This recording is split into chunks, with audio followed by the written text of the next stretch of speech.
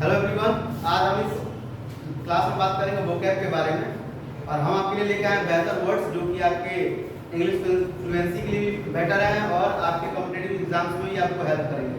तो चलिए शुरू करते हैं। और आज का हमारा पहला वर्ड है सरपास। सरपास यानी होता है आगे बढ़ना, यानी कि किसी भी परिस्थिति से हमें क्या करना चाहिए। अगर हमारे हालात या वक्त खराब चल रहे हो तो वहां से आगे बढ़ने की कोशिश करना चाहिए। आगे बढ़ने से क्या होता है, प्रॉब्लम्स सॉल्यूशन में बदल जाता है। तो पहला वर्ड है SURPASS, सरपास यानी आगे बढ़ना। अनदर वर्ड है हमारा रेस्ट, WREST, रेस्ट। रेस्ट यानी होता है छीनना या झगड़ना, कि किसी दूसरे व्यक्ति की वस्तु को क्या करता है, कोई अगर छीन रहा है तो उसे वरेस्ट कहा जाएगा, या कोई किसी बात को लेकर झगड़ा कर रहा है तो वरेस्ट कहा जाएगा। वरेस्ट यानी क्या होता है, छीनना या झगड़ना। हमारा अनदर वर्ड है काउंटरफीट। काउंटरफीट यानी क्या होता है, नकली। काउंटरफीट यानी नकली, जिसको आप डुप्लीकेट के नाम से जानते हो। डुप्लीकेट, डुप्लीकेट यानी भी होता है नकली, और काउंटरफीट मतलब भी होता है नकली। COUNTERFEIT, काउंटरफीट यानी नकली, डुप्लीकेट या काउंटरफीट। हमारा अगला वर्ड है डिनाउंस। डिनाउंस यानी होता है दोष लगाना। दोष लगाना क्या, दोष का सेंस क्या है, एलिगेशन। एलिगेशन, एलिगेशन क्या है वर्ड हमारा, एलिगेशन वर्ड है। क्या है एलिगेशन, मतलब क्या होता है, दोष लगाना। क्या होता है, जीवन में लोग, मैक्सिमम लोग ऐसे आपको मिलेंगे आपके लाइफ में जो आप, जब उनका काम आपसे निकल जाएगा या अगर आप उनके मन का कार्य नहीं करेंगे तो वो व्यक्ति क्या करेगा, उस परिस्थिति में आपके ऊपर एलिगेशन लगाएगा, यानी कि दोष लगाएगा। और ये सोसाइटी में आपको हर जगह देखने को मिलेगा, यहाँ तक कि परिवार के अंदर भी आपको देखने को मिलेगा कि जो घर का हेडमैन होता है, अगर वो कितना भी लॉयल हो, कितना भी ऑनेस्ट हो, तो कुछ ना कुछ ऐसे परिवार में लोग होंगे तो क्या कर सकते हैं, घर के ऑनर पे एलिगेशन लगा देंगे कि ये क्या है, डिसऑनेस्ट है, ये अनफेयर ट्रीटमेंट करता है। तो एलिगेशन का जो प्रक्रिया है, आरोप लगाने का जो सिस्टम है, वो आपको हर जगह देखने को मिलेगा। लेकिन हमें कभी भी किसी व्यक्ति के ऊपर एलिगेशन नहीं करना चाहिए। Allegation is not a good point of view for the welfare of society. आरोप लगाना जो है समाज के लिए बहुत अच्छी चीज नहीं है। आप जितना लोगों के ऊपर आरोप लगाते हैं उससे बेहतर है कि आप अपनी कमियों को खुद एक बार जरूर देख लें, अपने अंदर भी झांक के देखें कि आप कितने लॉयल हैं, कितने ऑनेस्ट हैं। एलिगेशन करना गलत बात है। तो एलिगेशन को हम डिनाउंस के नाम से भी जानते हैं। एलिगेशन यानी क्या होता है, दोष लगाना या आरोप लगाना। हमारा अगला वर्ड है डेस्टिट्यूट। डेस्टिट्यूट यानी क्या, अनाथ। अनाथ कौन होता है, जिसके पेरेंट्स नहीं होते हैं। डेस्टिट्यूट, डेस्टिट्यूट क्या होता है, अनाथ। आज पेरेंट्स नहीं है, वो बच्चे क्या है, ऑर्फन हैं, अनाथ हैं, वो अनाथालय में रहते हैं। लेकिन जिन पेरेंट्स के बच्चे हैं वो भी क्या है, आज अनाथ हैं। पेरेंट्स के, जिनके भी, जो भी पेरेंट्स हैं,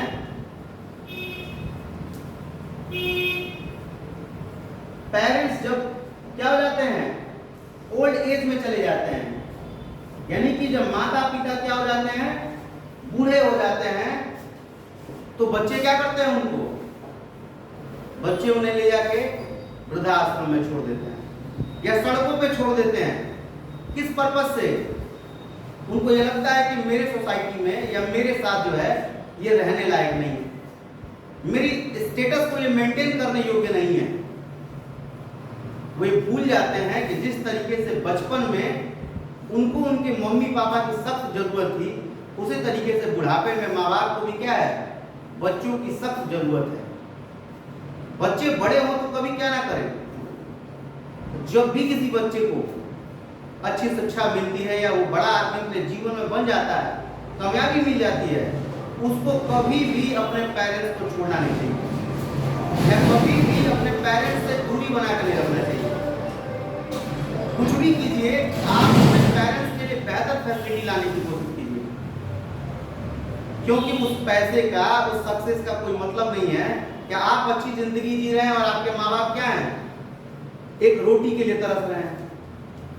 अच्छी जिंदगी के लिए वो कल्पना कर रहे हैं कि काश हमें भी अच्छा मौका मिला होता जीने का। पेरेंट्स पता है बच्चे का भविष्य बनाने के चक्कर में ना अपनी जवानी गवा देता है। जो माँ बाप होते हैं वो बच्चे के फ्यूचर को बनाने के चक्कर में अपने जरूरतों को सैक्रिफाइस कर देते हैं, त्याग कर देते हैं। वो अपने बढ़िया कपड़ा भले पहने या ना पहने, लेकिन अपने बच्चे को बढ़िया फैसिलिटी जरूर देते हैं, अच्छी सुख सुविधा देते हैं। तो ऑर्फन कौन है आज? माँ बाप भी ऑर्फन है, क्योंकि जब बेटा बेटी पढ़ लेता है तो उसके दिमाग में सक्सेस का भूत चढ़ जाता है। यानी कामयाबी मिलने के बाद क्या होता है, लोग सक्सेस के आदी हो जाते हैं और सक्सेस के चक्कर में वो अपनी फैमिली को, पर्सनल फैमिली किसको मानते हैं, अपनी वाइफ, अपने बच्चों को अपनी पर्सनल फैमिली मानते हैं और माँ बाप को छोड़ देते हैं और छोड़ के आगे बढ़ने की कोशिश करते हैं। वो भूल जाते हैं कि जो आज वो कर रहे हैं कल उसका रिजल्ट ठीक उनके सामने आएगा और फिर वही जिंदगी उनको भी मिलने वाली है। तो हमारा वर्ड क्या है, डेस्टिट्यूट। डेस्टिट्यूट यानी क्या होता है, अनाथ। आप इसके लिए डेस्टिट्यूट वर्ड के लिए ऑर्फन भी यूज कर सकते हैं। क्या यूज कर सकते हैं, ऑर्फन। ऑर्फन यानी अनाथ। अगला वर्ड है इवॉल्व। इवॉल्व यानी विकसित होना। इवॉल्व यानी क्या होता है, विकसित होना। EVOLVE, इवॉल्व यानी विकसित होना। नेक्स्ट वर्ड है इंडिस्पेंसेबल। इंडिस्पेंसेबल का अर्थ होता है अनिवार्य। आप इसके लिए जानते हैं mandatory word. Mandatory, mandatory means भी होता है अनिवार्य। कंपल्सरी मतलब भी होता है अनिवार्य। नेसेसरी मतलब भी होता है अनिवार्य। इंडिस्पेंसेबल मतलब भी होता है अनिवार्य। हमारा अनदर वर्ड है मॉडिफिकेशन। मॉडिफिकेशन यानी क्या होता है, सुधार, बदलाव करना। मॉडिफिकेशन, सुधार करना। हमें हमेशा किस तरीके की सोच रखनी चाहिए, परिवर्तनशील। हमेशा समय के हिसाब से हमें बदलते रहना चाहिए, अपने अंदर सुधार करना चाहिए। अगर हम गलती करते हैं तो क्या हमारे घर वाले हमको उठा के फेंक देते हैं? नहीं। बचपन में 100 गलती करते हो, 100 की 100 गलतियां जो है माँ बाप माफ कर देते हैं, कहते बच्चा है सुधर जाएगा। तो अगर कभी बुढ़ापे में, बढ़ती उम्र में जब उनकी समझ खो जाए, बचपन और बुढ़ापा दोनों सेम होता है। जिस तरीके से आप बचपन में अननोन रहते हो, जो जिद करते हो वो वही चाहिए, उसी तरीके से बुढ़ापा में क्या है, अननोन एज है, वहाँ समझ खो जाती है। पेरेंट्स जो है उतने कैपेबल नहीं होते हैं कि वो बातों को समझ सके। उनको भी आप ही की तरह जिद चढ़ा रहता है, हमको चाहिए तो चाहिए। हमारा अनदर वर्ड क्या है, मॉडिफिकेशन यानी सुधारना, सुधार करना। फिर है हमारा अगला वर्ड एपीज। एपीज यानी संतुष्ट करना, यानी सेटिस्फैक्शन होना, उसको एपीज कहा जाता है। नेक्स्ट वर्ड क्या है, डिस्पेंस। डिस्पेंस यानी होता है वितरण करना, यानी डिस्ट्रीब्यूशन करना। डिस्पेंस, वितरण करना या डिस्ट्रीब्यूशन करना, अर्थ क्या होता है, डिस्पेंस अगला हमारा वर्ड है। फिर हमारा अनदर वर्ड है रिवर्ट। रिवर्ट मतलब भी होता है सुधारना। रिवर्ट यानी क्या होता है, सुधारना। नेक्स्ट वर्ड है सक्सेसिव। सक्सेसिव का अर्थ होता है लगातार। हमने आपको बताया था परपेचुअल। परपेचुअल यानी भी होता है लगातार। सक्सेसिव यानी भी लगातार होता है और परपेचुअल यानी भी लगातार होता है।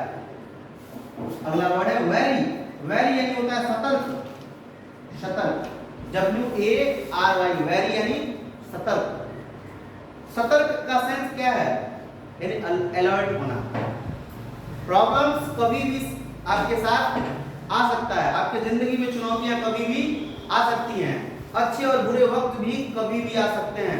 अच्छा वक्त है तो बुरा भी आ सकता है, इसलिए क्या रहें, हमेशा सतर्क रहें। आज जो भी कार्य करें वो कल को बेहतर बनाने को सोच के करें कि कल क्या हो, हमारा बेहतर हो। और डर हमेशा होना चाहिए इंसान के अंदर। डर किस चीज का? अपने पॉपुलैरिटी को, अपनी क्वालिटी को कभी खो ना दे, इस चीज का डर हमेशा होना चाहिए। स्टूडेंट्स दो ही कंडीशन में पढ़ाई करता है, दो सिचुएशन में विद्यार्थी को शिक्षा लेने की टारगेट रहती है। एक वो आदमी पढ़ता है जिसके अंदर क्या है, बहुत ज्यादा शौक है। शौक यानी क्या? डेडिकेशन, लगाव, चॉइस, परजर्वेरेंस, वो पढ़ता है। और दूसरा वो पढ़ता है जिसके अंदर डर होता है। डर कैसी? अगर हम नहीं पढ़ेंगे तो हमारे परिवार में जो समस्याएं हैं इसका सॉल्यूशन निकलने वाला नहीं है। ये डर होना चाहिए कि हमें क्या करना है, हर हालत में हमें पढ़ना ही पढ़ना है। हमारे पेरेंट्स की इकोनॉमी इतनी अच्छी नहीं है, हमारे पेरेंट्स के पास इतना अच्छा फैसिलिटी नहीं है, पैसा नहीं है, तो हमारे लिए बिजनेस करके देंगे, हमें बाहर भेजेंगे पढ़ने के लिए। हमें जो फैसिलिटी मिल रहा है इसी में बेहतर करना है, ये दिमाग में बैठा कर रखना है। तो दो ही कंडीशन में पढ़ाई हो सकती है, या तो शौक से या तो खौफ से। तो शौक तो होता नहीं है। 90% स्टूडेंट जो है ना खौफ में पढ़ाई करते हैं, फेल्योर के चक्कर में पढ़ाई करते हैं कि यार जिंदगी में मेरे पास तो कुछ है ही नहीं। वो डर होता है कि मेरे पास तो कुछ बड़ा बैकग्राउंड नहीं है, कोई बड़ी साधन नहीं, कोई बड़ा फैसिलिटी नहीं है, तो हमें कुछ बड़ा करना है। अपनी गरीबी को देख के 90% लोग जो है ना पढ़ाई करते हैं, और 10% लोग ऐसे होते हैं जो डेडिकेशन के साथ पढ़ाई करते हैं। उनके अंदर जुनून होता है कि मैं क्या करूंगा, मुझे पढ़ना है तो पढ़ना है, सिर्फ पढ़ाई पर फोकस करना है। वो ऐसे 10% स्टूडेंट्स देखने को मिलते हैं जिसके अंदर डेडिकेशन होता है, यानी शौक होता है, पैशन होता है। और 90% लोग क्या होते हैं, खौफ वाले होते हैं। अगर उनके अंदर डर ना हो, उनके अंदर किसी चीज को खोने की डर ना हो, तो पढ़ाई करेंगे ही नहीं। परीक्षा में अगर फेल होने की डर ना हो तो विद्यार्थी किताब छुए ही नहीं। अगर सारे स्टूडेंट्स को पता हो जाए कि इस बार परीक्षा में क्या होने वाला है, भरपूर नकल, पढ़ने की कोई जरूरत नहीं है, पक्का देखो कोई स्टूडेंट किताब टच नहीं करेगा। लेकिन डर क्या होता है, एग्जाम होगा, फेल हो जाएंगे, घर वाले पढ़ाई छुड़वा देंगे, इसलिए लड़का क्या करता है, परीक्षा के समय में पढ़ाई करता है। तो पढ़ाई किस कंडीशन में हो रही है, खौफ में, यानी डर में लोग पढ़ाई कर रहे हैं, शौक से पढ़ाई नहीं कर रहे हैं। तो डर भी होना चाहिए और शौक भी होना चाहिए, दोनों में से कोई एक होगा ना तो विद्यार्थी बिगड़ेगा नहीं, विद्यार्थी बर्बाद नहीं होता। विद्यार्थी अपने जीवन में अच्छा उपलब्धि प्राप्त करता है, अच्छी अचीवमेंट्स को पाता है। या तो आपके अंदर डर हो, या तो आपके अंदर शौक हो या पैशन हो, तब जाके आप पढ़ेंगे, मन लगा के पढ़ेंगे और आपको कामयाबी भी मिलेगा। तो वर्ड क्या है, वैरी यानी सतर्क, WARY, वैरी यानी क्या होता है, सतर्क। हमारा अनदर वर्ड है कन्फाइड, कन्फाइड यानी होता है भरोसा करना। ये सबसे डिफिकल्ट चीज है, किसी व्यक्ति पे भरोसा करना। भरोसा आज जो है ना, आज माँ बाप को अपने बच्चों पे भी भरोसा नहीं हो पा रहा है, क्योंकि बच्चे इतने महारथी निकल जा रहे हैं कि पेरेंट्स को भी विश्वास नहीं है। अगर पेरेंट्स के पास आज पैसा नहीं है तो बेटा क्या कर सकता है, बेटा और जो बहू है अगले दिन उनको घर का बोरा समझ के कचरा वाला कहीं लाएगा और कूड़ेदान में फेंक देगा। ये परिस्थिति है। एक पेरेंट्स 4 बच्चों को पालन पोषण कर पा रहे हैं, किसी भी हालात में रहते हैं तो अपने सारे बच्चों को इक्वल व्यवस्था देते हैं, लेकिन वही बच्चे जब बड़े हो जा रहे हैं तो अपने पेरेंट्स को इक्वल व्यवस्था नहीं दे पा रहे हैं। भगवान फिल्म देखे हो मिस्टर अमिताभ बच्चन की, उनमें उनके 4 बेटे होते हैं। वो लोग ड्यूरेशन बांध देते कि पापा 2 महीना मेरे पास रहेंगे, मम्मी 2 महीना आपके पास रहेंगे। 4 बेटे मिलके एक पेरेंट्स की खर्चा जो मैनेज नहीं कर पा रहे हैं, और एक पेरेंट जो है अपने जीवन के सारी जरूरतों को सेक्रीफाइस करके 4 बच्चों को पढ़ा लिखा के बड़ा आदमी बना देता है और अच्छी सुविधा देता है। जितनी उसकी बजट होती है वो अपने औकात से बढ़ के ज्यादा अपने बच्चों को सुविधा देता है। लेकिन बच्चे जब बड़े होते हैं तो वही बच्चे क्या करते हैं, अपने पेरेंट्स को अच्छी सुविधा नहीं दे पाते हैं। उनके ही पेरेंट्स क्या होते हैं, समय समय पे अपने भविष्य के बारे में सोच के चिंतित रहते हैं कि हमारा बुढ़ापा कैसे खत्म होगा, बुढ़ापा कैसे व्यतीत होगा, क्योंकि वो जो टाइम होता है ना उस समय वो कमजोर हो गए रहते हैं, शारीरिक मानसिक रूप से वो क्या हो गए रहते हैं, कमजोर हो गए रहते हैं। उनको सहारा की जरूरत होती है, उन्हें प्रेम की जरूरत होती है, उन्हें लगाव की जरूरत होती है। लेकिन बच्चे जो है माँ बाप की बढ़ती उम्र के साथ अपने लगाव को भी कम कर देते हैं अपने पेरेंट्स से, और इसी वजह से पेरेंट्स जो है मैक्सिमम आपको आज अगर मान लीजिए इतने अच्छे बेटे होते, इतनी अच्छी बहुएं होती, तो आज भारत में अनाथालय और वृद्धाश्रम की जो संख्या बढ़ रही है, जो वृद्धाश्रम में लोगों की संख्या बढ़ रही है वो नहीं बढ़ती। करोड़ों करोड़ रुपया कमा के देने वाले माता पिता को बच्चे क्या करते हैं, ले जाके वृद्धाश्रम में छोड़ देते हैं, कहीं घुमाने के बहाने से कह के ले जाके तीर्थ यात्रा पे छोड़ के चले आते हैं, और वो पेरेंट्स रोटी के लिए भी तरस रहा है, बिस्तर के लिए भी तरस रहा है, और अच्छी सुविधा के लिए भी तरस रहा है। बेटा क्या है, बेटा बड़ा आदमी है, अब उसे माँ बाप के बोझ को झेला नहीं जा रहा है। वो अपने 8 साल से 10 साल की उम्र तक अपने पापा के कंधे पर बैठ के घुमा हुआ है, लेकिन अब पिता की 70 साल 60 साल की उम्र में जो है हाथ पकड़ के चलने के लिए लड़का तैयार नहीं है। तो भरोसा जो है ना बहुत मुश्किल हो गया आज। तो भरोसा वर्ड के लिए, भरोसा जो शब्द है हमने वर्ड तैयार किया कॉन्फाइड, यानी क्या होता है भरोसा। इसके लिए ट्रस्ट भी होता है, इसके लिए बिलीव भी होता है, इसके लिए फैथ वर्ड भी होता है, लेकिन लेटेस्ट वर्ड क्या है, कॉन्फाइड। हमारा अगला वर्ड है रेवेज। रेवेज यानी क्या होता है, बर्बाद करना। कई लोगों की सोच ही होती है कि मैं क्या कर दूंगा दूसरे को, बर्बाद करने वाला हूं। तो किसी को बर्बाद करने की सोच मत रखो। सोच हमेशा सकारात्मक होना चाहिए। पॉकेट में पैसा हो या ना हो, दिमाग हमेशा जिंदा होना चाहिए। पॉकेट में आपके रुपया हो या ना हो, it does not matter, but your mind should be always fulfil with the positive ideas. सकारात्मक विचारों से आपका दिमाग हमेशा जो है भरा होना चाहिए। अगर दिमाग में सकारात्मक ऊर्जा है, सकारात्मक सोच है, तो आप गरीबी से अमीरी में जल्द ही परिवर्तित हो जाएंगे। आप बेकार परिस्थितियों से अच्छे परिस्थितियों में चलने अग्रसर हो जाएंगे, आपके जीवन में परिवर्तन आएगा, आपकी जिंदगी बदल जाएगी। लेकिन अब पहले ही आप क्या रखते हैं, बदला वाला सोच रखते हैं।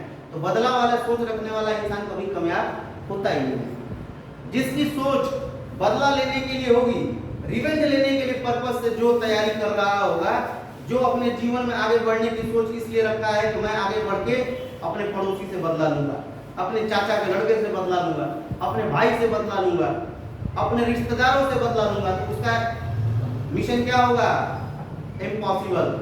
उसके मिशन में सक्सेस कभी नहीं आने वाला। ये जो प्रिपरेशन होती है, जो कामयाबी का जुनून होता है, वो लोगों के जन कल्याण के लिए किया जाता है। सबसे बेस्ट एग्जांपल दुनिया में मौजूद है कर्ण की। कर्ण दुनिया का सबसे बड़ा योद्धा था, सबसे बड़ा धनुर्धर था, उसको धनुष विद्या में सबसे ज्यादा ज्ञान था। वो सीधे भगवान परशुराम के पास पहुंच गया था शिक्षा लेने के लिए। गुरु द्रोण शिक्षा देने से इनकार कर दिए, तो गुरु द्रोण के भी गुरु के पास गया।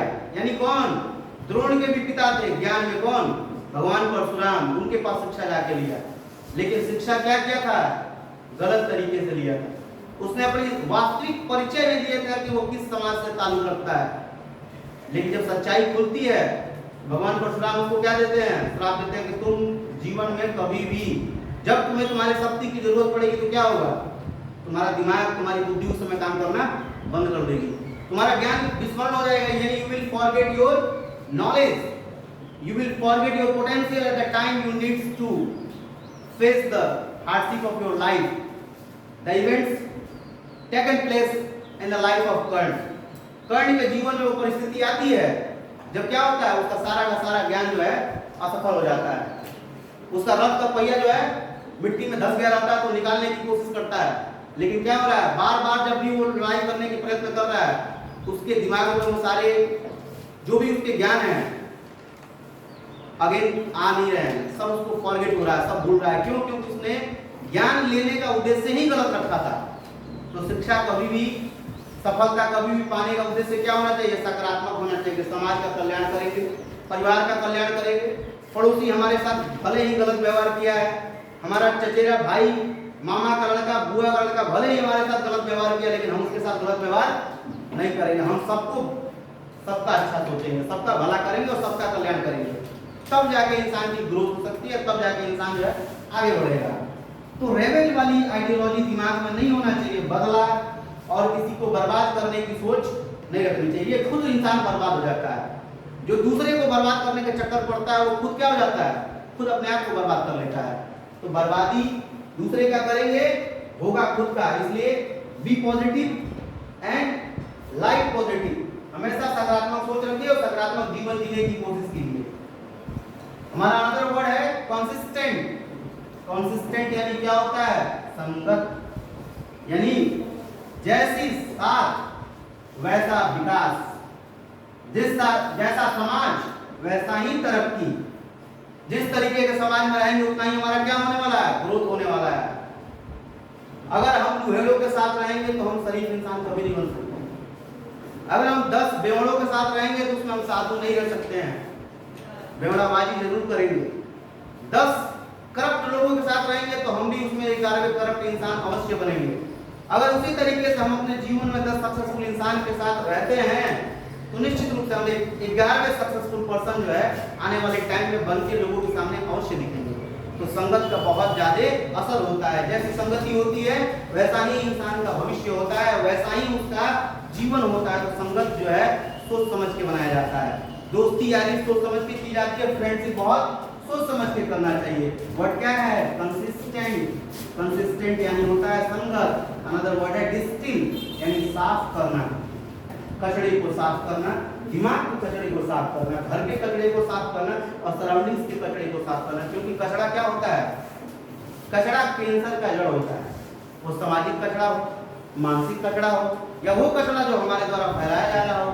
कचड़ा क्या है, कचड़ा कहीं भी कोई उसको क्या करता है, अच्छा लगता है किसी घर में कचरा फैला हो तो सब लोग क्या करते रहते हैं, साफ करते रहते हैं। क्योंकि कचरा बीमारी है। कचरे से क्या होगा, बीमारियां उत्पन्न होंगी। और बीमारी क्या हो सकता है, कोई भी बीमारी हो सकती है, मानसिक, सामाजिक और शारीरिक। कोई भी बीमारी क्या है, समाज के कल्याण के लिए अच्छा नहीं है। तो हमेशा क्या करना चाहिए, डिस्टिल वाली व्यवस्था रखो, साफ सुथरी व्यवस्था रखो। आगे क्या है आपका रिमिट। रिमिट यानी क्या, माफ करना, माफ कर देना। सबसे ज्यादा माफ कौन करता है, सबसे ज्यादा माफ करने की क्षमता किसके अंदर होती है, 2 व्यक्ति हैं। एक आपके पेरेंट्स और दूसरा आपका टीचर यानी गुरु और माता पिता। इन्हीं 2 व्यक्तियों के अंदर कैपेबिलिटी होती है कि आप कुछ भी कर लो। आप उनके लिए कुछ भी उल्टा सीधा, कुछ भी आराम से आप सोच लो, लेकिन जाओ उनसे सॉरी बोलो, देखो एक बार भी नहीं सोचेंगे, आपको गले लगाएंगे और आपको माफ कर देंगे। इससे बड़ा दिल दुनिया में किसी के पास नहीं होता है। शिक्षक और पेरेंट्स 2 ऐसे लोग हैं जो हमेशा रेडी रहते हैं माफ करने के लिए। भगवान उनको इसीलिए दुनिया में भेजा है कि वो हर जगह वो नहीं रह सकता माफ करने के लिए, आपकी गलतियों को सुधारने के लिए। गलतियों को सुधारता कौन है, आपके टीचर और आपके पेरेंट्स। बहुत सारे बच्चे होते हैं गुरुजी को भी उल्टा सीधा बोलते रहते हैं, सर को भी उल्टा सीधा बोलते रहते हैं, लेकिन सर क्या करते हैं, मेरा बच्चा गलती हो गया, छोटा है, बुद्धि नहीं है इसके पास, बड़ा होगा तो समझ जाएगा। मम्मी भी यही करती है, पापा भी यही करते हैं कि अरे जिम्मेदारी पड़ेगी, बड़ा होगा तो खुद समझदार बन जाएगा। तो इससे ज्यादा समझदारी ना, इससे ज्यादा कोई फॉरगिव करने की क्षमता किसी इंसान के अंदर नहीं है। हमें हमेशा माफ करने के लिए हमारे शिक्षक और हमारे माता पिता रेडी रहते हैं, इसीलिए हम अच्छे जगह पे पहुंच पाते हैं। वो हमारी गलतियों को समझाते भी हैं, फिर हमें माफ भी कर देते हैं।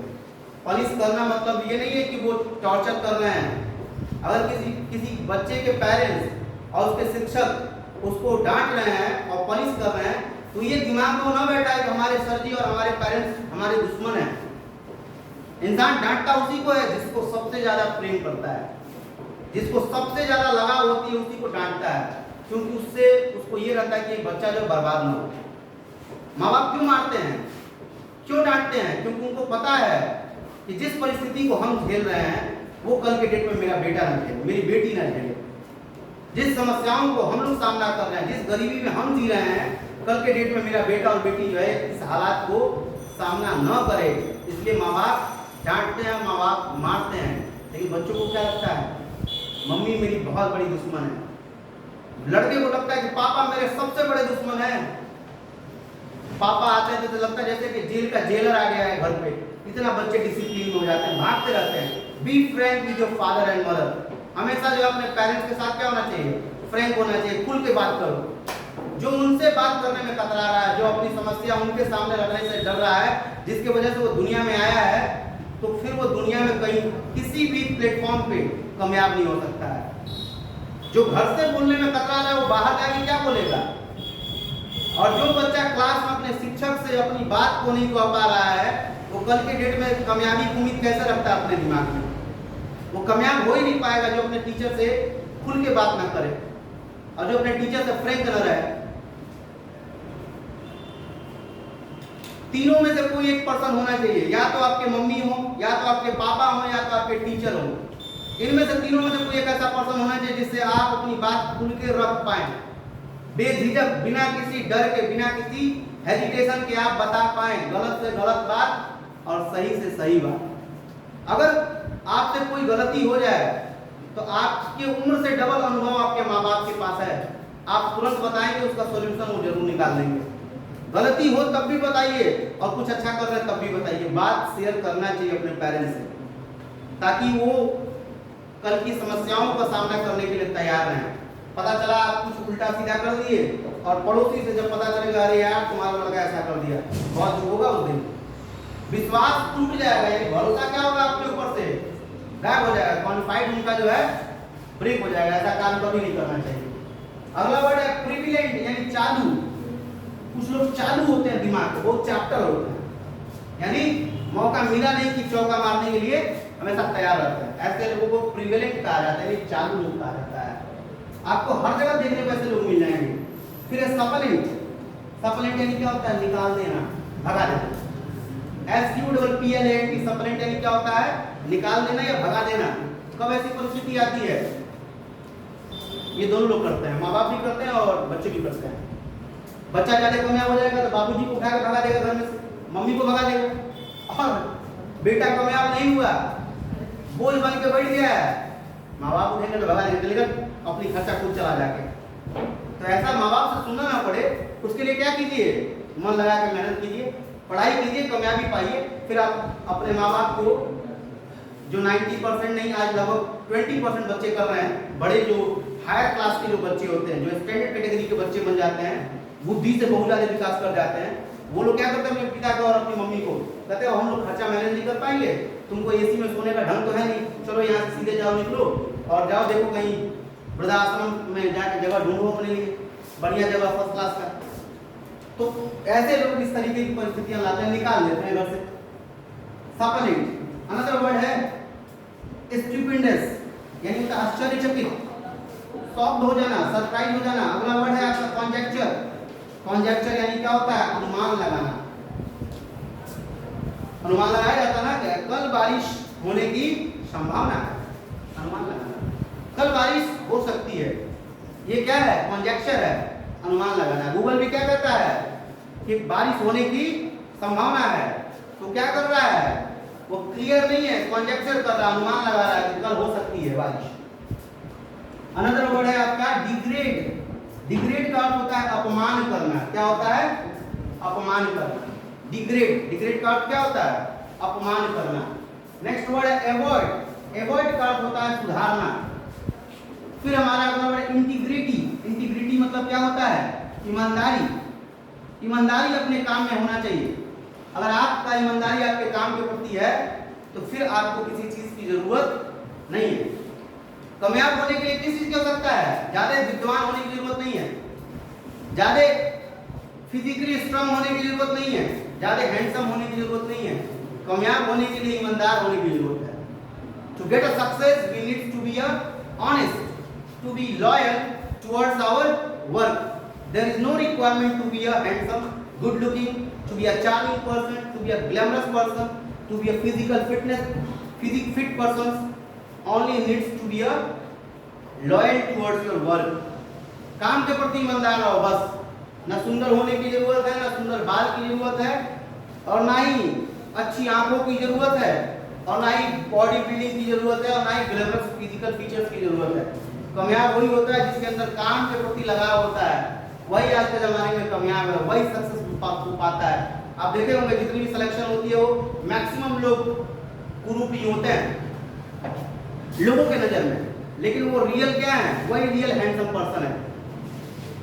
दो जो get a success they are the handsome person, rest of the people are null, rest of the people are useless in the sight of people of the society. लोगों के नजर में आज रिश्ते किसके लिए जाते हैं? सबसे पहले जो कामयाब होता है, जिसके पास रुपया होता है। बताओ ना किसी व्यक्ति को, कोई लड़की का पिता बताओ जो कहे कि लड़का सुंदर होना चाहिए, नौकरी करे या ना करे, हम सुंदर लड़के से शादी करेंगे। या कोई ऐसी लड़की है जो कह दे कि हम सुंदर लड़के से शादी करेंगे? लड़का बेरोजगार हो चलेगा, लेकिन क्या हो, हैंडसम होना चाहिए, सुंदर दिखे, बॉडी बिल्डिंग होनी चाहिए उसकी अच्छी। ऐसी कोई लड़की नहीं है दुनिया में जो कहे कि हम क्या करने वाले हैं, बेरोजगार लड़के से शादी करने वाले, गधा से शादी करने वाले हैं। हर लड़की का सपना क्या होता है, एक सक्सेसफुल पर्सन से हमारी शादी हो, पैसा वाले से शादी हो, वो कैसा भी हो चलेगा, वो भले ज्यादा तावे से ज्यादा गोरा हो, लेकिन क्या होना चाहिए, लड़का रुपया वाला होना चाहिए। एक तो पैर ना रहे चलेगा, लेकिन उसके पास धन भरपूर हो, उसके पैर से हमको क्या करना, रुपया रहेगा तो जिंदगी अच्छी जिएंगे। तो हर आदमी सक्सेसफुल पर्सन को चाहता है।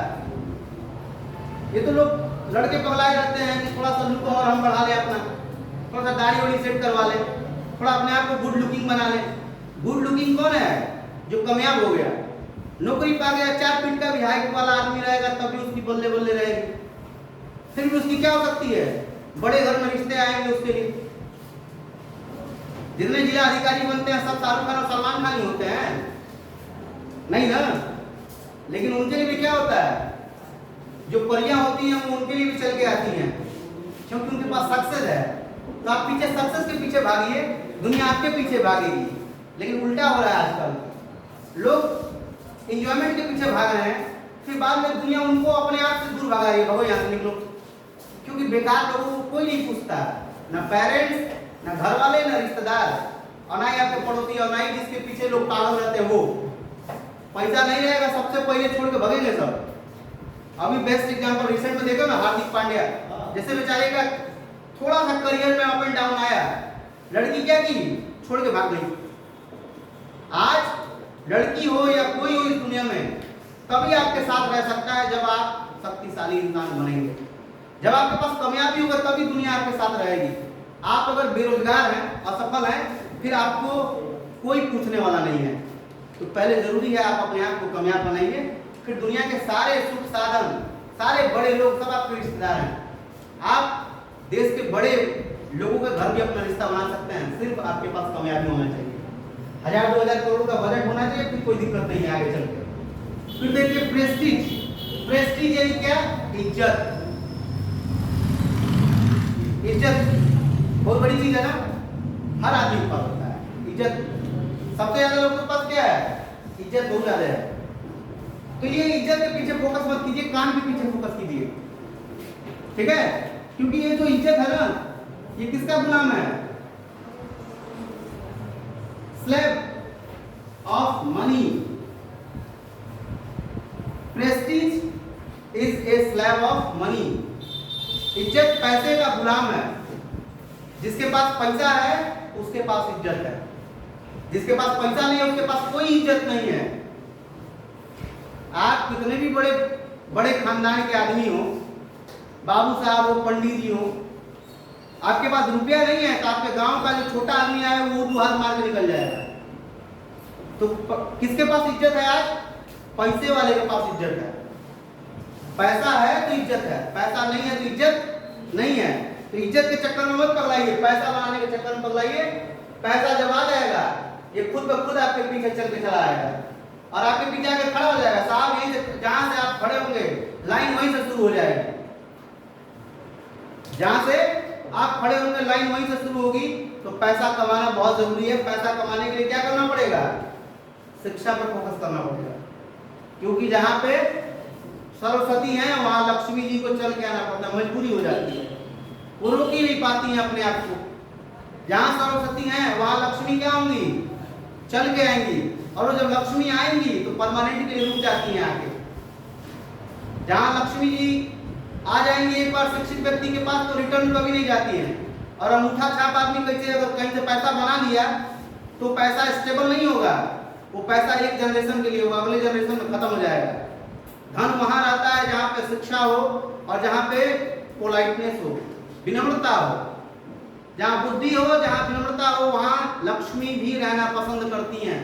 लक्ष्मी उन कबाड़िया लोगों के पास रहना पसंद नहीं करती हैं जो ईगो में जीते हैं। वहां लिमिटेड टाइम के लिए आती हैं और जिस तरीके से आएंगी उतना ही रफ्तार में चली भी जाती हैं।